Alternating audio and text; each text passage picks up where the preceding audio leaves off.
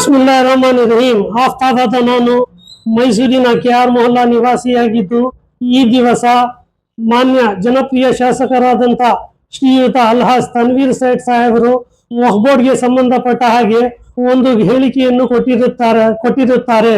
ಆ ಹೇಳಿಕೆ ಬಗ್ಗೆ ಮಾತನಾಡಲು ಬಂದಿದ್ದೇನೆ. ಈ ವಕ್ಫ್ ಬೋರ್ಡ್ ಅಲ್ಲಿ 30% ಬಡವರಿಗಾಗಿ, ಶಿಕ್ಷಣಕ್ಕಾಗಿ ಹಾಗೂ ಬಡವರ ಔಷಧೋಪಚಾರಕ್ಕಾಗಿ ಏನ್ ಸರ್ಕ್ಯುಲರ್ ಪಾಸ್ ಆಗಿರುತ್ತದೋ ಆ ಸರ್ಕ್ಯುಲರ್ ಅನ್ನು 2017ರಲ್ಲಿ ನಾನೇ ಸ್ವತಃ ಪಾಸ್ ಮಾಡಿದ್ದು ಅಂತ ಶ್ರೀರಂಗಪಟ್ಟಣದಲ್ಲಿ ಹೇಳಿಕೆ ಕೊಟ್ಟಿರುತ್ತಾರೆ. ಆದರೆ ಇದು ಕಾರ್ಯರೂಪಕ್ಕೆ ಬಂದಿಲ್ಲ. ಇದ್ರ ಮೇಲೆ ಕಾರ್ಯರೂಪಕ್ಕೆ ಬರೋಕ್ಕೆ ಕೆಲಸ ಮಾಡಬೇಕು ಅಂತಾನು ಕೂಡ ಹೇಳಿರ್ತಾರೆ.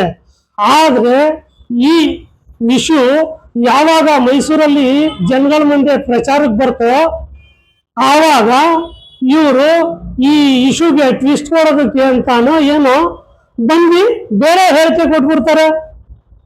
ಜವಾಬ್ದಾರಿಯುತ ಸ್ಥಾನದಲ್ಲಿ ಇರೋರು ಇವರೇ ಕನ್ಫ್ಯೂಸ್ ಆಗಿ ಇಷ್ಟೊಂದು ಮಾತಾಡಿದ್ರೆ ನಮ್ಮಿಂತರ ಗತಿ ಏನು?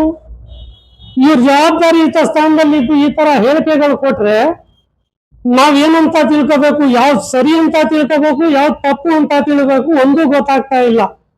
ಮಾನ್ಯ ತನ್ವೀರ್ ಸೇಠ್ ಸಾಹೇಬ್ರೆ, ನೀವು ಶಾಸಕರು, ನೀವು ಆವಾಗ್ಲೇ 2017ರಲ್ಲಿ ಹೇಳಿದ್ರಿ ನಾನೇ ಇದನ್ನ ಇಂಪ್ಲಿಮೆಂಟ್ ಮಾಡಿ ಸರ್ಕ್ಯುಲರ್ ಪಾಸ್ ಮಾಡಿದ್ದೀನಿ ಅಂತ. ಈಗ ಬಂದು ಹೇಳ್ತಿದ್ವಿ ಇದು ಕಾನೂನೇ ಆಗಿಲ್ಲ ಅಂತ. ಸರ್ಕ್ಯುಲರ್ ಮತ್ತೆ ಯಾಕೆ ಪಾಸ್ ಆಯ್ತು? ಆ ಸರ್ಕ್ಯುಲರ್ ಎಲ್ಲಿ ಇದೆ? ಇದನ್ನ ಇಂಪ್ಲಿಮೆಂಟ್ ಮಾಡದೆ ಹೋದ್ರೆ ಇದಕ್ಕೆಲ್ಲ ಶಿಕ್ಷಾರ್ಹರು ಅಂತ ಇದೆ. ಮತ್ತೆ ಅದು ಎಲ್ಲಿ ಬಂತು?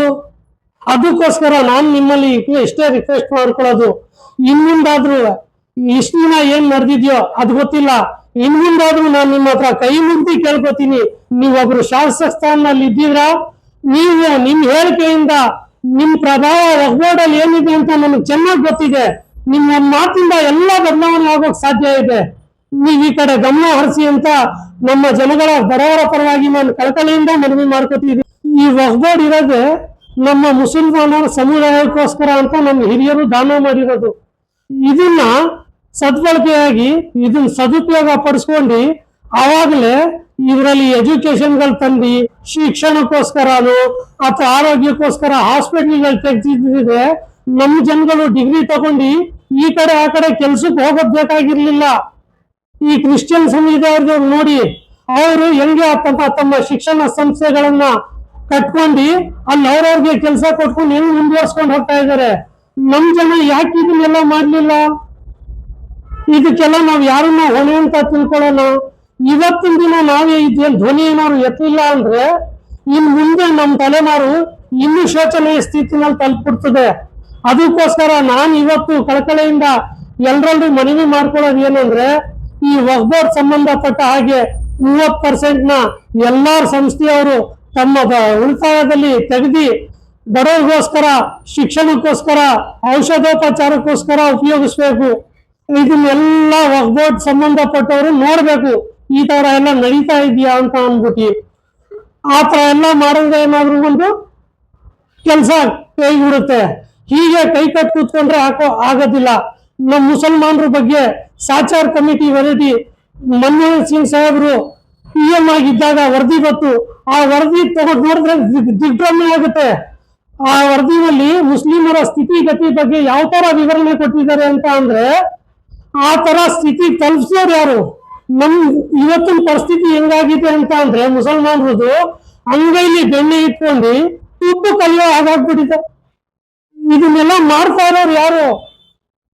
ಇದ್ರ ಕಡೆ ಗಮನ ಕೊಡ್ತಾ ಇರೋರು ಯಾರು? ಗಮನ ಕೊಡದೇ ಇರೋರು ಯಾರು? ಅದಕ್ಕೋಸ್ಕರ ನಾನು ಈಗ ನಮ್ಮ ಸಾರ್ವಜನಿಕರಲ್ಲಿ ಮನವಿ ಏನ್ ಮಾಡ್ಕೊತೀನಿ ಅಂದ್ರೆ, ವಕ್ಫ್ ಬೋರ್ಡ್ ಸಂಬಂಧಪಟ್ಟ ಹಾಗೆ ಎಲ್ಲೆಲ್ಲಿ ಸಂಸ್ಥೆಗಳಿದೆಯೋ ಅಲ್ಲೆಲ್ಲ ಯಾರ್ಯಾರು ಕುಂತಿ ಅದನ್ನೆಲ್ಲ ನಿರ್ವಹಣೆ ಮಾಡ್ತಾ ಇದ್ದಾರೋ ಅವ್ರ ಮೇಲೆಲ್ಲ ನೀವು ನಿಮ್ ಸರಹದ್ದು ಬರೋ ಕಡೆ ಎಲ್ಲ ನೀವೆಲ್ಲ ನಿಗಾ ಇಟ್ಕೊಳ್ಳಿ. ಅವ್ರು ಸರಿಯಾಗಿ ನಡೆಸ್ತಾ ಇದ್ದಾರೋ ಇಲ್ವೋ ಅಂತ. ಇಲ್ಲಿ ಗಂಟ ಒಬ್ಬ ಬಂದ್ಬಿಟ್ಟು 3 ವರ್ಷಕ್ಕೋಸ್ಕರ ಕುಂತ್ಕೊಂಡು 30 ವರ್ಷ ಸೀಟ್ ಬಿಟ್ಟು ಅಲ್ಲಾಡೇ ಇಲ್ಲ. ಏನ್ ಉತ್ತಾರ ಮಾಡಿರೋದು? 7% ಮಾತ್ರ ಕಾಂಟ್ರಿಬ್ಯೂಷನ್ ಅದ್ರ ಆದಾಯದಲ್ಲಿ ವಕ್ಫ್ ಬೋರ್ಡ್ ಹೋಯ್ತಾ ಇರೋದು. ಇನ್ 93% ಇವ್ರು ಏನ್ ಉತ್ತಾರ ಮಾಡಿದ್ರು? ಆವಾಗ ಇವ್ರ ಅಧಿಕಾರ ತಗೊಂಡಾಗ ಬಿಲ್ಡಿಂಗ್ ಹೇಗಿತ್ತು, ಈಗ ಅದೇ ಇನ್ಸ್ಟಿಟ್ಯೂಷನ್ ಬಿಲ್ಡಿಂಗ್ ಹೇಗಾಗಿದೆ?